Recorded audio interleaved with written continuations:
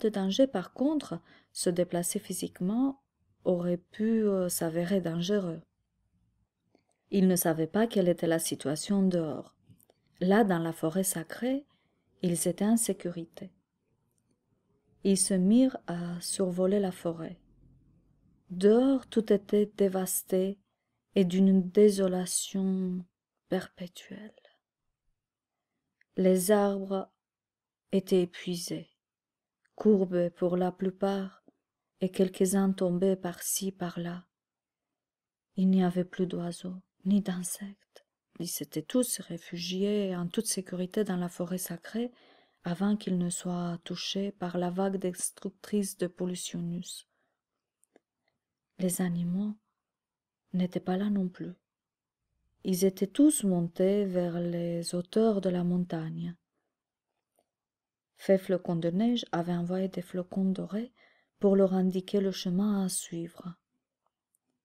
À présent, ils étaient protégés par les 3 moines de la montagne blanche, mais il faisait froid et ils n'avaient pas de nourriture. Ils étaient tous blottis les uns contre les autres pour se réchauffer un peu. Il fallait faire quelque chose, sinon ils allaient mourir de froid et de faim. Les moines avaient dans leur grotte juste le nécessaire pour pouvoir passer l'hiver en toute sérénité. Timothée voulut retourner tout de suite dans la forêt sacrée pour demander de l'aide, mais le sage le retint. Ils devaient continuer leur chemin pour voir ce qui se passe au niveau du petit ruisseau. Une fois arrivés à la source, ils s'arrêtèrent encore plus inquiets. Tout en haut, là où la source jaillissait, il y avait comme de la lave rouge qui en sortait. Le gardien de la source leur expliqua que c'était une décision longuement réfléchie. Qu'est-ce qui se passe au clair? Elle a laissé la place à la lave. Pourquoi de la lave? Pour capturer toute la pollution et nettoyer la forêt. Que s'est-il passé avec la rivière? Quand tout sera nettoyé, la source reprendra son cours. Et cette lave? Demanda Timothée. Où va-t-elle? Vers la mer. Elle sera purifiée par l'écume et sera transformée en pierre de guérison que les humains pourront ramasser sur la plage. Pierre de guérison? Mais toutes les pierres ont cette qualité.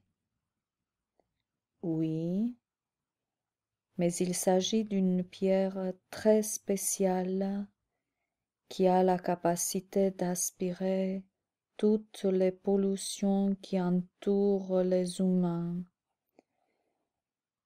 Certains les ramassent sur la plage car ils les trouvent belles. Ils les amènent chez eux pour décorer leur maison ou leur jardin. Ensuite, ils les oublient dans un coin. Parfois, certains humains se mettent à communiquer avec elles. Elles sont très contentes de pouvoir enfin transmettre leur savoir. Elles ont besoin d'être en contact avec l'eau de temps en temps. Elles aiment l'eau et l'eau les aime. Ce sont comme deux amoureux qui se rencontrent. C'est très beau de voir leur jeu amoureux. L'eau caresse en douceur la pierre l'enveloppe, la protège,